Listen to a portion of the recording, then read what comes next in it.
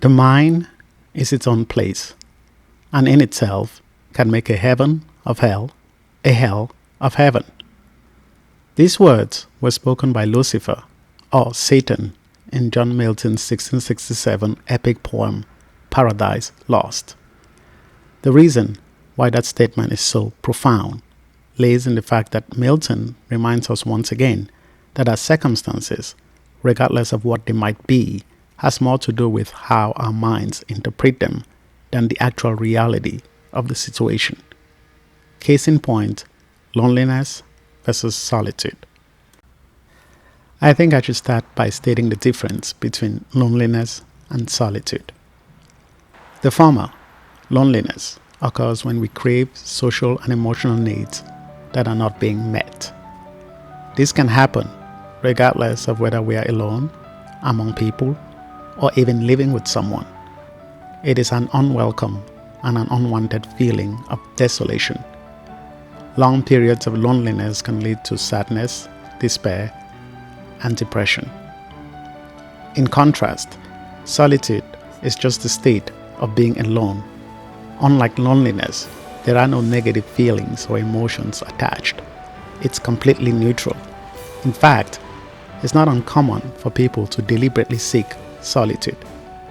Phrases like, "I'd like to be left alone," or "I need my alone time," are used frequently. We can feel loneliness in a crowded room and yet be alone in a desolate island and be happy and content, which suggests that loneliness and solitude really only boils down to the subject's state of mind. For me, these two states permeate a huge part of my existence. I live alone.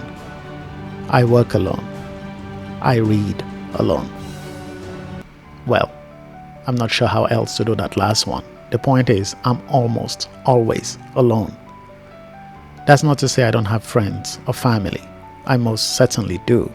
Some of whom I'm pretty sure will show up if I extended an invitation. Or maybe they won't. Nah, I believe they will. But be that as it may, I feel much more comfortable alone. I, mostly at the urgings of disappointed friends and family members, have tried to do better vis-a-vis social engagements. But it never seems to last. And that's because sooner or later, I'll stop answering the phone or ignore get-together invitations. The strange thing about this behavior is that I do sometimes get lonely, and yet, as mentioned, being in social settings does not necessarily help. In fact, I know it doesn't, because more often than not, I can't wait to get out of there. That might have something to do with the fact that living a solitary lifestyle does come with certain advantages. For instance, there is a level of freedom afforded to the loner than to he or she who has to share their time and space with others. There is increased productivity, as I'm more productive when working alone than when surrounded by people. Being alone also means more time to indulge in my hobbies. And at the risk of sounding conceited, being alone also has the benefit of enhancing creativity. This video, hell, the entire YouTube channel can partly be credited to loneliness, which in turn inspired a solitary place to create. At the end of the day, we are social creatures who do not do well in isolation.